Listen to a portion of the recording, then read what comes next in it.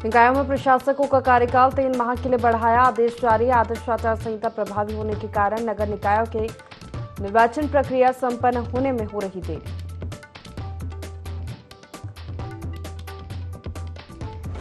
मतगणना से पहले एग्जिट पोल से भाजपा गदगद, 5 सीटों पर जीत की उम्मीद। सीएम धामी बोले, पीएम मोदी दोबारा बनेंगे प्रधानमंत्री।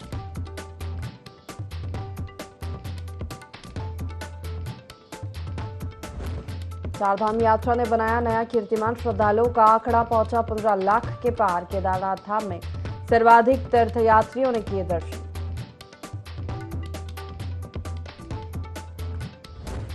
एक घंटे में 1800 श्रद्धालुओं को कराए जाएंगे बाबा केदार के दर्शन। मंदिर समिति ने तैयार की कार्य योजना, भक्त श्रृंगार दर्शन रात्रि 12 बजे तक कर सकेंगे।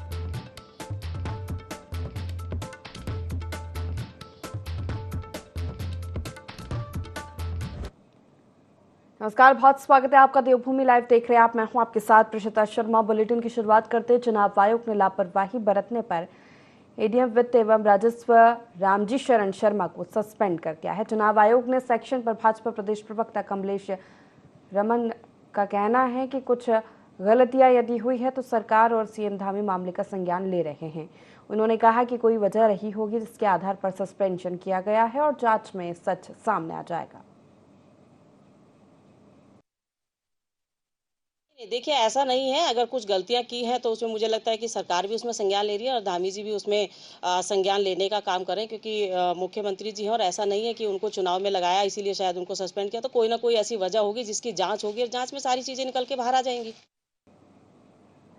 आगामी 4 जून को होने वाली मतगणना को सफलतापूर्वक संपन्न कराने के लिए जिला निर्वाचन अधिकारी और पुलिस अधीक्षक ने प्रेस वार्ता की। इस दौरान डीएम ने कहा कि लोकसभा चुनाव को शांतिपूर्वक संपन्न कराए जाने को लेकर सभी तैयारियां पूरी कर ली गई है।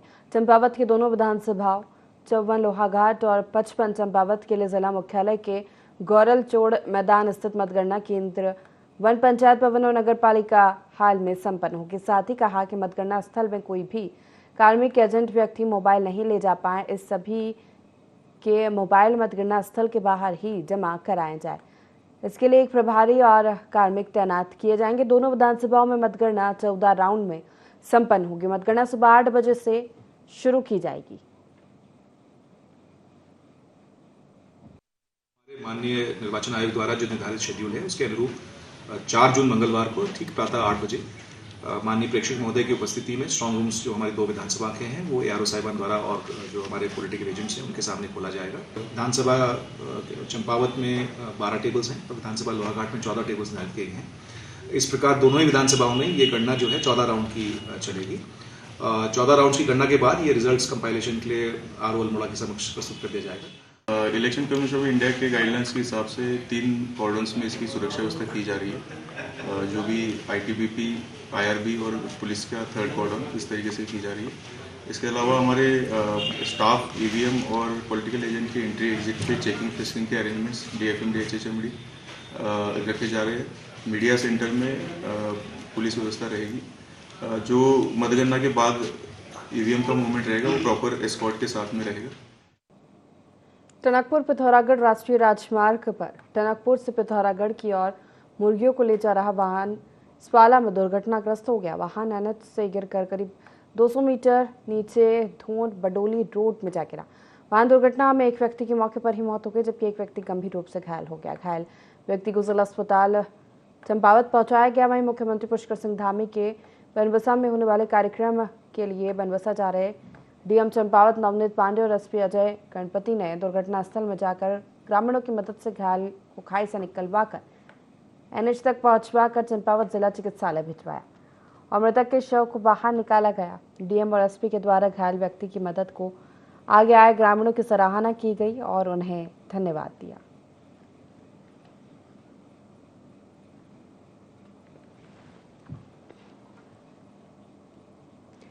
विश्व विख्यात केदारनाथ धाम में एक अनोखा दृश्य देखने को मिला, जहां पहली बार वायुसेना के चिनूक हेलीकॉप्टर से महिंद्रा थार एसयूवी केदारनाथ धाम पहुंची।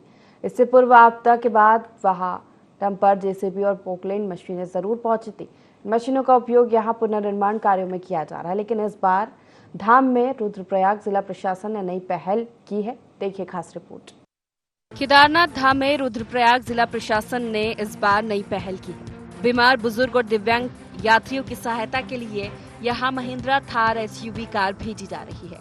वायुसेना के चिनूक हेलीकॉप्टर से एक थार कार को गौचर हवाई पट्टी से केदारनाथ धाम भेजा गया। इसके बाद बद्री केदार मंदिर समिति के पुजारियों, वेद पाठियों ने थार कार की विधिवत पूजन अर्चन किया। बताया जा रहा है कि अभी एक थार और वहां पहुंचेगी और 2 थार गाड़ियां यात्रा काल में धाम पहुंचने वाले VIP केदारपुरी का भ्रमण कर सकेंगे। साथ ही हेलीपैड से बुजुर्ग और दिव्यांग श्रद्धालुओं को मंदिर तक पहुंचाने में मदद मिलेगी। यात्रा काल में किसी यात्री या अन्य के बीमार या घायल होने पर उसे हेलीपैड तक पहुंचाने में भी SUV का उपयोग किया जाएगा। लेकिन केदारनाथ धाम में धार पहुंचने के बाद से ही सियासत गर्मा गई है। कांग्रेस लगातार सरकार पर हमलावर होती नजर आ रही है। कांग्रेस के प्रदेश उपाध्यक्ष मथुरा दत्त जोशी का कहना है कि सरकार ने हमेशा धार्मिक स्थलों की पवित्रता में कुठाराघात करने का काम किया है। देखिए, जिस तरीके से केदारनाथ मंदिर में थार पहुंचाई गई है, SUV पहुंचाई गई है, उससे निश्चित रूप से मंदिर की पवित्रता को भंग करने का काम सरकार ने किया है। और जिस तरीके से अगर थार वहां पहुंचेगी, निश्चित रूप से स्थानीय रोजगार को भी प्रभावित करेगी। सरकार पूंजीपतियों को आगे बढ़ाना चाहती है, गरीब के पेट में लात मारने का काम करती है। केदारनाथ मंदिर में जो डांडी कांडी चलाने वाले लोग हैं, जो डोली चलाने वाले लोग हैं, अपना पेट पालने का काम वो करते हैं। सरकार ने ऐसे लोगों के पेट में लात मारने का काम किया है। वहीं दूसरी तरफ भाजपा का कहना है कि श्रद्धालुओं की सहूलियत के लिए ये कदम उठाया गया है। भाजपा प्रदेश प्रवक्ता हनी पाठक का कहना है कि केदारनाथ के स्वरूप को खतरा नहीं हो सकता। जहां तक थार की बात है तो ये सुविधा हेलीपैड से मंदिर तक के लिए सिर्फ उन लोगों के लिए है जो केदारनाथ में जाकर किसी बीमारी के कारण दिक्कत में आ जाते हैं। उन्होंने कहा कि आपातकालीन स्थिति में ही थार का उपयोग किया जाएगा। उन्होंने कहा कि बड़ी संख्या में यात्रीगण आ रहे हैं, उन्हें परेशानी न हो इसके लिए सुचारू रूप से दर्शन करने की व्यवस्था बनाई गई है। इसकी विपक्ष को सराहना करनी चाहिए, न कि आरोप लगाना चाहिए। केदारनाथ जी के स्वरूप को कभी भी किसी भी प्रकार का खतरा हो ही नहीं सकता, क्योंकि वो सृष्टि के रचयिता है। और जहां तक थार की बात है तो वो हेलीपैड से मंदिर तक के लिए सिर्फ उन लोगों के लिए है जो लोग किसी बीमारी से अचानक केदार भूमि में जाने के बाद त्रस्त हो चुके हों, या तो जो विकलांग हो, जिनको असमर्थता दिखाई दे रही हो, इस तरीके के लोगों के लिए इमरजेंसी की हालात में उस थार का प्रयोग किया जाएगा। तो उसको अन्यथा नहीं लेना चाहिए, वो सराहना करनी चाहिए, न कि इस प्रकार का आरोप लगाना चाहिए। एक तरफ जहां कांग्रेस केदारनाथ धाम में थार के संचालन का विरोध कर रही है, तो वहीं भाजपा थार के जरिए यात्रियों को सुविधा पहुंचाने का दावा कर रही है। देखना होगा कि आगामी दिनों में थार के माध्यम से यात्रा कितनी सुचारू बन पाती है। IND24 के लिए देहरादून से विनय सूद की रिपोर्ट।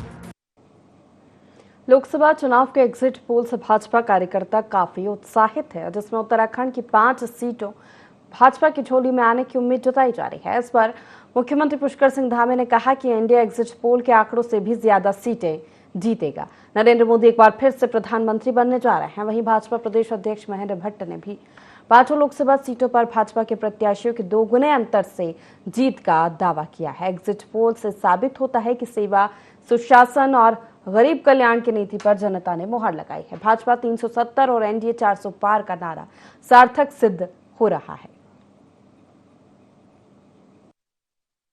सभी एग्जिट पोलों में एनडीए और भाजपा को प्रचंड बहुमत दिखाया गया है और ये एग्जिट पोल उस दिन और आगे बढ़ेंगे जिस दिन 4 जून को रिजल्ट आएगा, और जैसे जैसे मतगणना प्रारंभ होगी ये आगे बढ़ते जाएंगे और मोदी जी तीसरी बार प्रचंड जीत के साथ देश के प्रधानमंत्री बनेंगे। ये जीत भारत के मोदी जी के 140 करोड़ परिवारजनों की जीत है, उनकी नीति और नीयत की जीत है, गरीब कल्याण सुशासन की जीत है। जो उन्होंने देश के लिए अपना एक एक पल और एक एक क्षण लगाया है, ये उसकी जीत है और ये ऐतिहासिक होगी। हम आज के एग्जिट पोल का सम्मान करते हैं और सिद्ध हो गया है कि भाजपा 370 और एनडीए 400 पार का जो नारा जनता ने लगाया था वो सार्थक सिद्ध होगा। सेवा, सुशासन, गरीब कल्याण की नीति को जनता का जनादेश प्राप्त हुआ है। देश के प्रधानमंत्री नरेंद्र भाई मोदी और एनडीए की पूर्ण बहुमत की सरकार, प्रचंड बहुमत की सरकार इस बार देश के अंदर बनने जा रही है। सारे भ्रष्टाचारी एक हो जाएं, परिवारवाद एक हो जाए, तुष्टीकरण करने वाले एक हो जाएं, कुर्सी के लिए ईमान धर्म को त्यागने वाले एक हो जाएं, तो भी जनता ने अपनी मोहर देश के विकास को के लिए लगाई है। 4 तारीख को परिणाम जो आने वाले हैं वो जातिवाद, परिवारवाद, भ्रष्टाचार, तुष्टीकरण के खिलाफ का परिणाम है। और मैं विश्वासपूर्वक कह सकता हूँ, पुनः तीसरी बार इस देश के अंदर प्रधानमंत्री मोदी जी के नेतृत्व में देश अग्रणी विकास की ओर बढ़ेगा, ऐसा हम विश्वासपूर्वक कह सकते हैं। एक उम्र के बाद हर माता पिता की बच्चों से यही उम्मीद होती है कि उनके बच्चे उन्हें बुढ़ापे में तीर्थ दर्शन कराएं, लेकिन आधुनिकता के इस दौर में आजकल के युवा इतना व्यस्त हो गए हैं कि अपने माता पिता को तक समय नहीं दे पा रहे। लेकिन उत्तर प्रदेश में 2 भाई अपने दिव्यांग माता पिता को 4 धाम यात्रा कराने के लिए निकले हैं। 2 भाई जो अपने दिव्यांग माता को कंधों पर बिठाकर 4 धाम यात्रा पर निकले। इन दोनों भाइयों का कहना है कि आजकल लोग अपने बुजुर्ग माता पिता को वृद्धाश्रम में छोड़ रहे हैं। उसी से ये संदेश देने के लिए हिमाचल प्रदेश से उन्होंने ये यात्रा शुरू की और 106 दिनों में 1500 किलोमीटर की दूरी तय कर चुकी है। उत्तराखंड एवं हिमाचल प्रदेश के सभी तीर्थ स्थानों के बाद ये यात्रा श्री राम मंदिर अयोध्या में संपन्न होगी।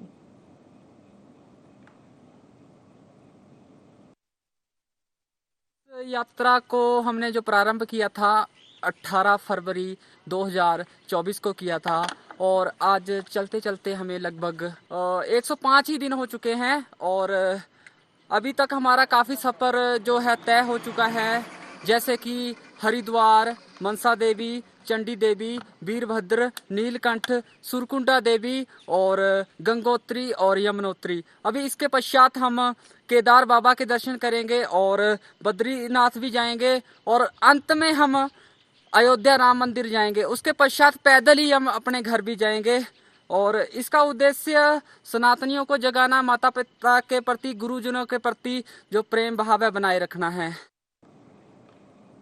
लोकसभा चुनाव 2024 समाप्त हो चुका है। ऐसे में आप सबकी निगाहें 4 जून की काउंटिंग वाले दिन पर टिकी हुई है, लेकिन उससे पहले एग्जिट पोल को लेकर राजनीतिक दलों में सियासी घमासान मच गया है।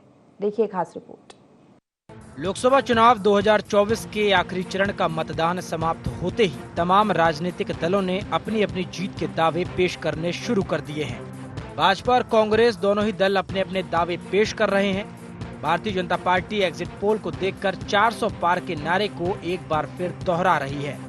उत्तराखंड भाजपा के प्रदेश संगठन महामंत्री आदित्य कोठारी ने कहा कि भारतीय जनता पार्टी शुरू से ही कह रही है कि जिस तरीके से भाजपा ने युवाओं के हित में, गरीबों के हित में विकास के कार्य किए हैं, उनके आधार पर भारतीय जनता पार्टी 400 पार सीटें लाने जा रही है और प्रधानमंत्री नरेंद्र मोदी तीसरी बार देश के प्रधानमंत्री बनने जा रहे हैं। आदित्य कोठारी ने कहा कि जिस तरीके से एग्जिट पोल आए हैं उससे साफ जाहिर होता है कि देश की जनता ने मोदी के विकास कार्यों पर मोहर लगाई है। जनता पार्टी प्रारंभ से ही कह रही है कि जिस तरह से मोदी जी ने देश के गरीबों के हित में, युवाओं के हित में और विकास के लिए जितने काम देश भर में किए हैं, उसके आधार पर इस बार भारतीय जनता पार्टी 400 से अधिक सीटें जीत करके तीसरी बार मोदी जी देश के प्रधानमंत्री बनेंगे। एक और जहां Bharatiya Janata party exit poll को देखकर गदगद हो रही है, तो वहीं दूसरी ओर विपक्षी दल कांग्रेस एग्जिट पोल को हवाई बता रहा। कांग्रेस के प्रदेश संगठन उपाध्यक्ष मथुरा दत्त जोशी ने कहा कि कांग्रेस कार्यकर्ता लोकतंत्र में विश्वास करने वाले हैं, लोकतांत्रिक संस्थाओं में विश्वास करने वाले लोग हैं। मथुरा दत्त जोशी ने कहा कि हमारा भरोसा है कि इस देश की महान जनता ने इंडिया गठबंधन के पक्ष में मतदान किया है और इस देश में 4 जून को इंडिया गठबंधन की सरकार बनने जा रही है। मथुरा दत्त जोशी ने कहा कि हम कभी बीजेपी की तरह घमंड में बात नहीं करते। हमने कभी यह नहीं कहा कि हम 400 पार करेंगे। हम लोकतंत्र में विश्वास करने वाले लोग हैं, लोकतांत्रिक संस्थाओं में विश्वास करने वाले लोग हैं। हमारा भरोसा है कि निश्चित रूप से इंडिया गठबंधन के पक्ष में इस देश की महान जनता ने मतदान किया है और इस देश में 4 तारीख को इंडिया गठबंधन की सरकार बनने जा रही है। हम भाजपा की तरह घमंड में बोलते हैं। हमने भाजपा की तरह ये कभी नहीं कहा कि हम 400 पार जाएंगे या हम इतने पार जाएंगे। मतगणना से पहले भाजपा और कांग्रेस अपनी अपनी जीत के दावे कर रही है। एक और जहां एग्जिट पोल को लेकर भाजपा गदगद दिखाई दे रही है, तो तो वहीं कांग्रेस इसे सिरे से नकार रही है। लेकिन इन एग्जिट पोल में कितनी सत्यता है, यह तो 4 जून को ही स्पष्ट होगा। IND 24 के लिए देहरादून से विनय सूद की रिपोर्ट। मंगलोर पुलिस ने महिला का अपहरण कर दुष्कर्म की वारदात का खुलासा कर दिया है। पुलिस ने दुष्कर्म की वारदात को अंजाम देने वाले दोनों आरोपियों को गिरफ्तार कर लिया है। बता दें कि विवाहिता अपने पति के साथ निजी अस्पताल में इलाज के लिए आई थी। इस दौरान आरोपियों ने महिला का अपहरण कर उसके साथ दुष्कर्म किया था।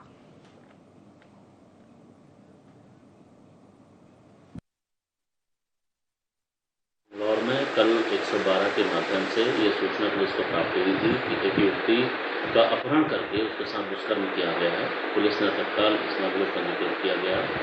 साथ ही इसमें तत्काल पुलिस के द्वारा दबिशन दी गई, जिसमें दोनों अभियुक्त और गाड़ी पुलिस के द्वारा कब्जे में ली गई है। दोनों अभियुक्तों को पुलिस के द्वारा अरेस्ट किया गया है और उनको पुलिस रिमांड में भेजा जा रहा है। जो भी संगीन धाराओं में 366, 376 में भी पंजीकृत किया गया है और इसकी विवेचना का जो पर्यवेक्षण है वो सीनियर ऑफिसर के स्तर से किया जा रहा है और इसमें जो भी सख्त कार्रवाई होगी वो पुलिस के द्वारा में लाई। उत्तराखंड माध्यमिक शिक्षक संघ हरिद्वार के नवनिर्वाचित जिलाध्यक्ष राजेश सैनी ने वरिष्ठ जनों से परामर्श कर जिला कार्यकारिणी की घोषणा कर दी है। बता दें 23 मई को संपन्न जिला चुनाव में राजेश सैनी को जिलाध्यक्ष जितेंद्र सिंह रोहालेकी को जिला मंत्री पद पर निर्विरोध निर्वाचित किया गया है। जिलाध्यक्ष राजेश सैनी ने विश्वास जताया कि नई जिला कार्यकारिणी के सभी पदाधिकारी और सदस्य पूरे निष्ठा और समर्पण भाव से काम करते हुए संगठन को और अधिक मजबूत करेंगे।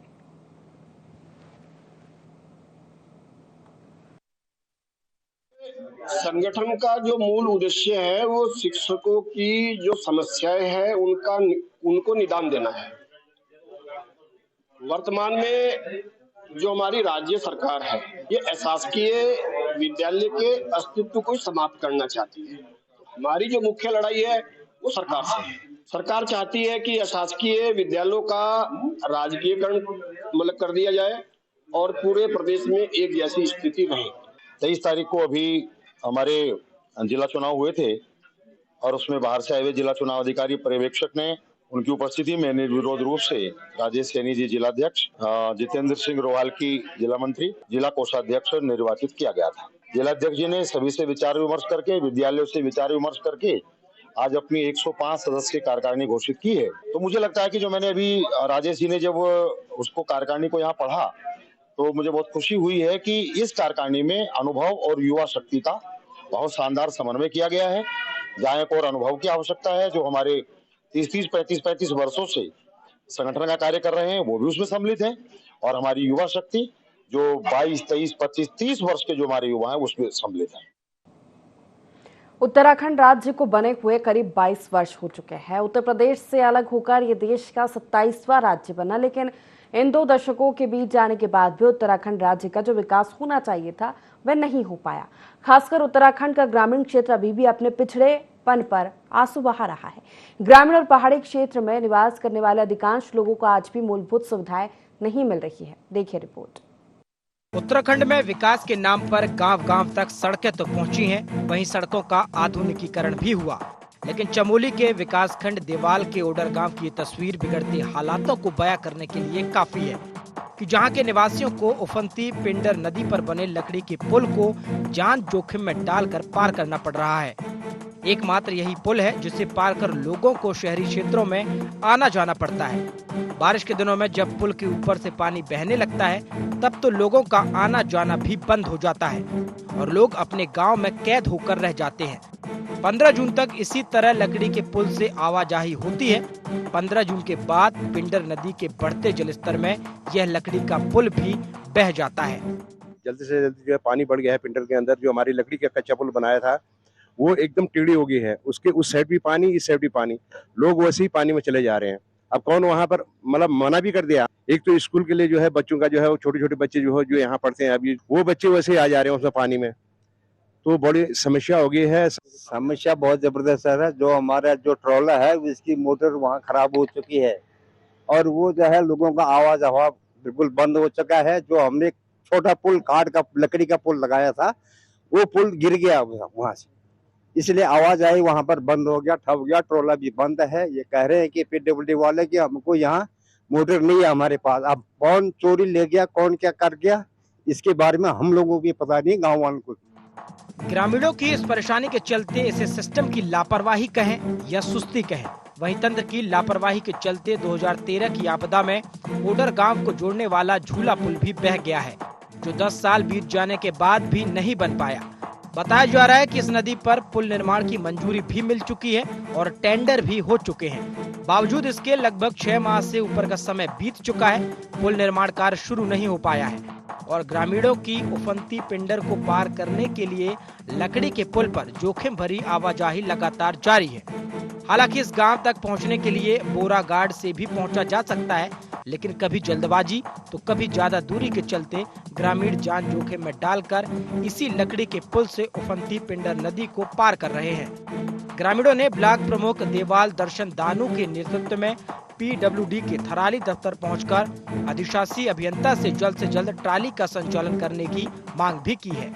हमारा ये कच्चा पुल है, हम इसको सितंबर में बनाते हैं, उसके बाद यह बरसात में बह जाता है, फिर उसके बाद हमको ट्रॉली का सहारा लेना पड़ता है। ट्रॉली सहारा लेने के बाद भी आज एक्शन साहब के पास भी आए थे, पूरे गांव वाले आए थे। एक्शन साहब ने बोले वहाँ हमारे मोटर खराब हो गया, तो कह रहे हैं ये 2 दिन में हम इसको सुचारू रूप से इसको तैयार करेंगे। फिर पुल की बात है, वर्ल्ड बैंक ने इस पर टेंडर लगा रखा है, ठेकेदार को नोटिफिकेशन भी जारी हो गया, तो अभी इसमें काम शुरू नहीं हो पाया। अधिशासी अभियंता पीडब्ल्यू से हम लोगों ने मुलाकात की है, जिसमें मुख्य रूप से जो हमारा ऑर्डर ट्रॉली को लेकर सब ग्रामीणों के साथ हम भी यहाँ पर पहुंचे थे। और निश्चित तौर पर जिस तरीके से पहले भी 15 जून से हमारी ट्रॉलियाँ शुरू होती थी, लेकिन इस बार हम देख रहे हैं कि नदी का जलस्तर बहुत पहले ही उठ चुका है और इस चक्कर में थोड़ा दिक्कतें हो रही, परेशानियां हो रही हैं। तो हमने तुरंत ही विभाग को ये कहा कि भाई इसको तुरंत यहाँ ट्रॉली सुचारू करें। जो मोटर के अंदर की कॉपर होती है वो गायब मिली है, तो आज हम अधिशासी अभियंता पीडब्ल्यूडी को कहा है वहाँ ट्रॉली सुचारू रूप से चालू करें, क्योंकि लोगों की वास्तव में जेन्युइन समस्या है। नदी का जलस्तर बहुत ही ऊंचा उठा हुआ है, कभी भी कोई हादसा हो सकता है। हमारे पास जो ट्रॉली के लिए हमें जो शासन से अनुमति है वो है कि बरसात की अवधि के लिए कि 15 जून से हम 15 सितंबर तक चलाते हैं और उसकी हमने निविदा भी आमंत्रित कर रखी है। हम मतलब सामान्य परिस्थिति में 15 जून से चला देते हैं, लेकिन चूंकि इस बार जो बारिश बहुत ज़्यादा हो रही है, मई से ही लगभग 15 मई से बारिश की आ रही, तो जैसे भी गाँव वाले बताया जलस्तर बढ़ गया है, तो हम उसको वैकल्पिक रूप में फिलहाल हम चलाने के प्रयास कर रहे हैं। उसको कोशिश करते हैं कि एक मतलब बहुत जल्दी उसको चलाने के हम प्रयास करेंगे, जितना जल्दी चल जाए तो उसको ट्रॉली चला दें।